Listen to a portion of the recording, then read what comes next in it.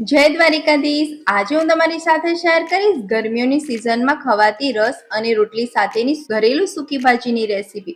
તો ચલો બનાવવાનું શરૂ કરીએ। પેસ્ટ બનાવવા માટે ખાંડણીની અંદર 3 મરચાં લઈ લઈએ, એક મોટો ટુકડો આદુનો લઈ લઈએ, ચપટી મીઠું લઈ લઈએ,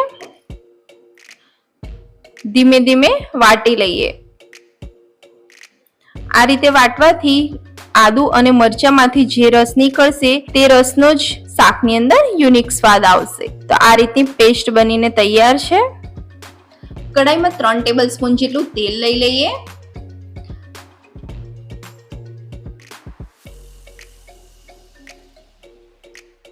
તેલ ગરમ થાય એટલે 1 ટીસ્પૂન જેટલી રાઈ ઉમેરી દઈએ।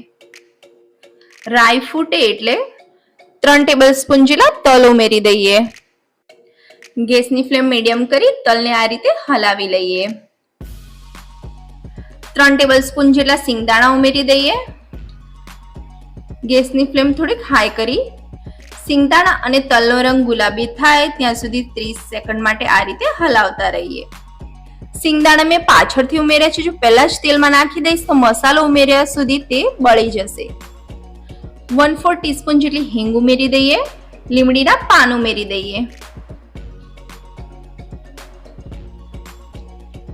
સારી ક્વોલિટીની હાફ ટેબલ સ્પૂન જેટલી હળદર ઉમેરી દઈએ। આ રીતે હલાવી લઈએ। તૈયાર કરેલી આદુ મરચાંની પેસ્ટ ઉમેરી દઈએ। 1 મિનિટ માટે પેસ્ટને બરાબર સાંતળી લઈએ।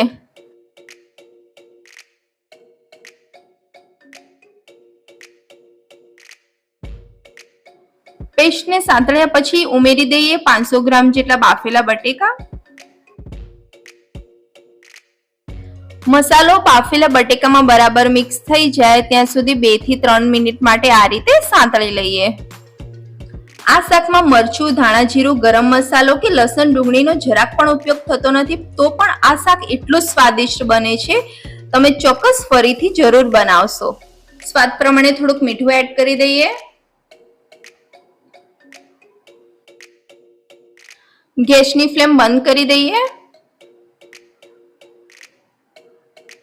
અડધા લીંબુનો રસ ઉમેરી દઈએ।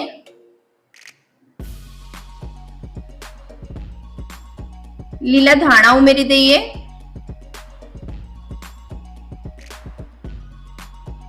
શાકને બરાબર મિક્સ કરી લઈએ। રેસીપી સારી લાગી હોય ને તો મારી ચેનલ લાઈક, શેર અને સબસ્ક્રાઇબ જરૂરથી કરજો। એક વખત આ રીતથી જરૂરથી બનાવજો, ઘરમાં બધાને ભાવશે। તો આ ગરમા ગરમ બટાકાની સૂકી ભાજી બનીને તૈયાર છે। Thank you for watching.